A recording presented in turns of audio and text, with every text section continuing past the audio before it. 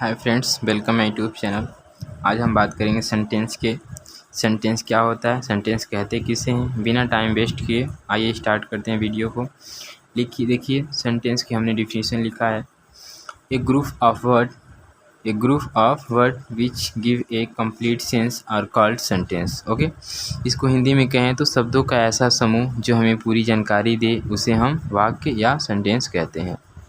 यानी शब्दों का ऐसा समूह जो हमें कंप्लीट जानकारी दे उसे हम वाक्य कहते हैं। ठीक, आप ये भी कह सकते हैं जब हम अपनी बातों को किसी व्यक्ति को सही ढंग से समझा सकें उसे भी हम वाक्य कहते हैं। ठीक, जैसे कि हमने एग्जाम्पल में लिखा है I am going to school, मैं स्कूल जा रहा हूँ। ओके, मैं स्कूल जा रहा हूँ, इससे बातें क्लियर हैं, सारी बातें स्पष्ट हैं। इसमें सेंटेंस में सब चीज़ें क्लियर हैं कि हाँ मैं स्कूल जा रहा हूँ, आपको समझ में आ रहा है कि मैं स्कूल जा रहा हूँ। ठीक, मैं ये बातें किसी से कहूँगा तो बातें क्लियर होंगी ना कि मैं स्कूल जा रहा हूँ। तो जब हम अपनी बातों को सही ढंग से किसी को समझा सकें वही हमारा क्या कहलाएगा, सेंटेंस कहलाएगा। ओके, तो सेंटेंस में हम सेंटेंस के टाइप्स और पार्ट को भी पढ़ेंगे। आई होप कि आप सेंटेंस को समझ गए होंगे कि शब्दों के समूह को सेंटेंस कहते हैं जो हमें कंप्लीट जानकारी दे। शब्दों के समूह को हम सेंटेंस कहते हैं जो हमें पूरी जानकारी दे। ठीक, आइए हम सेंटेंस के काइंड्स एंड टाइप्स में चलते हैं। देखिए, काइंड्स ऑफ सेंटेंस, वाक्य के प्रकार। काइंड्स ऑफ सेंटेंस, वाक्य के प्रकार। आइए, वाक्य 5 प्रकार के होते हैं। वाक्य 5 प्रकार के होते हैं। Assertive, interrogative, imperative, objective, exclamatory. ठीक, आइए हम एक एक टाइप्स को बढ़िया से समझते हैं। ठीक, पहला हमारा क्या है, असर्टिव सेंटेंस। पहला क्या है, असर्टिव सेंटेंस। असर्टिव सेंटेंस कहते किसे हैं, सिंपली समझे तो असर्टिव सेंटेंस कहते किसे हैं। तो असर्टिव सेंटेंस को समझने के लिए मैं बता दूं आपको कि इसी वर्ड में जो हमने असर्टिव सेंटेंस लिखा गया, इसी वर्ड में आपका इसका पूरा परिभाषा छिपा हुआ है। देखिए, असर्ट मतलब होता है बताना। असर्ट मतलब बताना। असर्ट मतलब बताना। ओके, असर्ट मतलब बताना।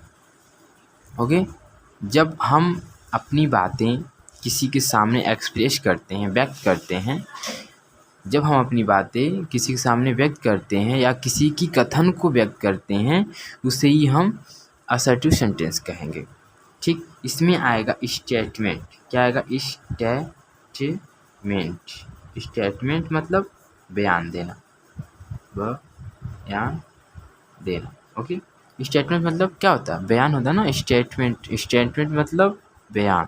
ओके, ठीक, स्टेटमेंट मतलब बयान होता है। क्या होता है, बयान। ठीक, जब हम किसी के सामने अपनी बात को, अपने कथन को व्यक्त करते हैं या अपनी बातें किसी से कहते हैं, ठीक, या किसी और की बातें किसी से कहते हैं, उससे ही हम क्या बोलेंगे, असर्टिव सेंटेंस बोलेंगे। क्या बोलेंगे, असर्टिव सेंटेंस। यानी स्टेटमेंट मतलब समझ रहे हो ना, बयान देना। जैसे मान के लिए कोई मुजरिम जब जेल में होता है तो कुछ लोग जाके स्टेटमेंट देते हैं ना, बयान देते हैं कि सर ऐसा इन्होंने नहीं किया। तो जो बात तो कुछ तो कहता होगा, कुछ तो बातें व्यक्त करता है, एक्सप्रेस करता है, चाहे वो अपनी करे चाहे उनकी करे। तो उसी को जब हम किसी की बातें, अपनी बातें जब एक्सप्रेस करते हैं, व्यक्त करते हैं, स्टेटमेंट देते हैं, बयान देते हैं, तो वो हमारा किस सेंटेंस में रखाएगा, असर्टिव सेंटेंस में। ठीक, आइए, असर्टिव सेंटेंस के बाद आपका सेकंड आता है इंट्रोगेटिव सेंटेंस। इंट्रोगेटिव सेंटेंस से साफ साफ क्लियर है, इसमें हमने हिंदी में लिखा प्रश्नात्मक वाक्य।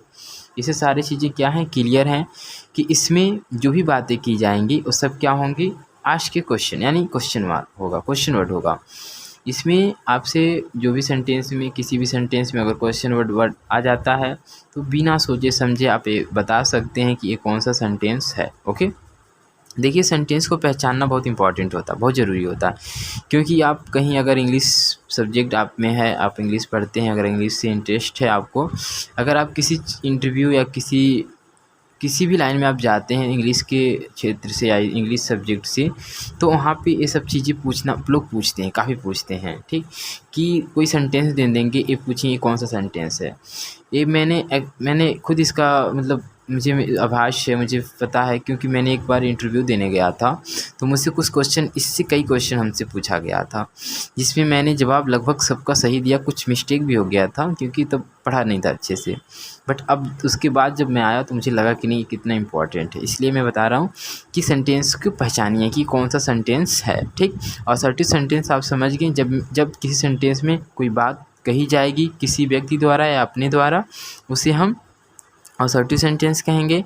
एंड नेक्स्ट जो है हमारा इंट्रोगेटिव सेंटेंस, इसमें क्वेश्चन किया जाएगा, क्वेश्चन वर्ड कोई भी आ गया, चाहे वो कौन, कैसे, क्यों, कहाँ, कब, हाँ, ये सब क्वेश्चन वर्ड जब भी कहीं दिखता है किसी सेंटेंस में, आप तुरंत समझ जाइएगा कि ये इंट्रोगेटिव सेंटेंस है। ओके। एंड इसके बाद हमारा आता है imperative sentence. Okay. Imperative sentence जिसको हम हिंदी में बोलते हैं आज्ञा सूचक वाक्य। आज्ञा सूचक वाक्य से कुछ बातें क्लियर हो रही हैं कि इसमें आज्ञा वाली बातें होंगी, ठीक। इसमें आज्ञा नहीं, इसमें कई सारी बातें होंगी, ठीक। बहुत ही अच्छी इम्परेटिव सेंटेंस हमको लगता है, क्योंकि इसको याद करने का ट्रिक मेरे पास है एक, आपको भी बहुत अच्छा लगेगा, ठीक। आइए हम ट्रिक को समझते हैं। डिफिनेशन को रटेंगे नहीं, बिल्कुल नहीं रटेंगे, आपको रटने की ज़रूरत ही नहीं पड़ेगा। अगर आप ध्यान से सुने और समझें तो बिल्कुल रटने की ज़रूरत नहीं पड़ेगा। असर्टिव सेंटेंस किसे कहते हैं, इम्परेटिव सेंटेंस किसे कहते हैं, ऑब्जेक्टिव सेंटेंस किसे कहते हैं, कोई भी रटना नहीं पड़ेगा, आप समझ जाइए। जब आप कहीं जाएंगे, किसी के समक्ष बैठेंगे, किसी व्यक्ति के द्वारा कोई क्वेश्चन किया जाएगा, आप तुरंत बता देंगे कि हाँ ये कौन सा सेंटेंस है, क्योंकि आप अगर समझें तो रटेंगे तो कहते हैं ना, रट्टू तोता कुछ समय तक चीज़ें याद रखता फिर भूल जाता है। ओके।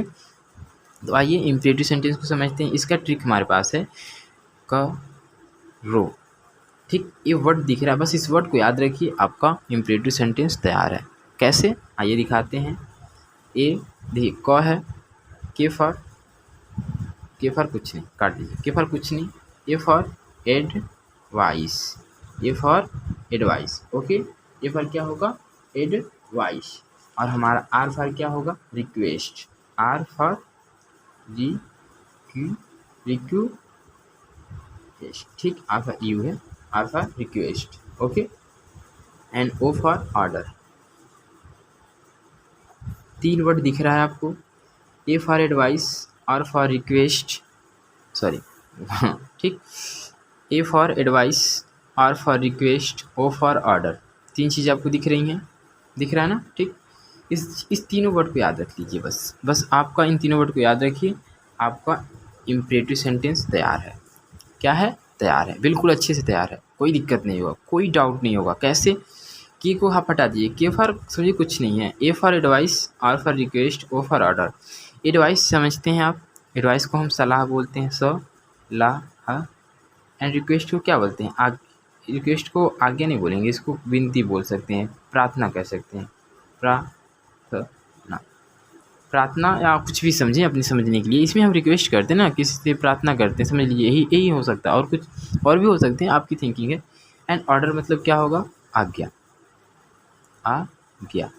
ठीक। आज्ञा, आदेश देना, आज्ञा या आदेश देना कह सकते हैं, ठीक। तो इस चीज़ को हम तीनों को समझें तो किसी भी सेंटेंस में अगर रिक्वेस्ट, ऑर्डर, एडवाइस चीज़ें तीनों वर्ड दिखने को मिल जाता है तो वो तुरंत हम समझ जाइएगा आप कि वो हमारा क्या है, इम्परेटिव सेंटेंस है। ओके। क्या है, इम्परेटिव सेंटेंस है। इम्परेटिव सेंटेंस बिल्कुल सिंपल है, समझ गए आप।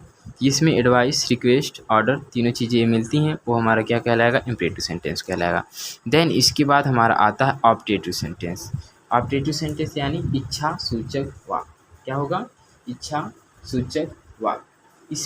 इसमें क्या होता है ना कि जब हम किसी व्यक्ति को, किसी को भी कह सकते हैं, जब हम अपनी इच्छा से कोई श्राप, आशीर्वाद देते हैं ना, तो जो हम कोई किसी को श्राप देते हैं, आशीर्वाद देते हैं, विश करते हैं, कि जिससे कहते हैं ना कि मान के चलिए मैंने किसी का बर्थडे है तो हम विश करते हैं ना, wish you very happy birthday.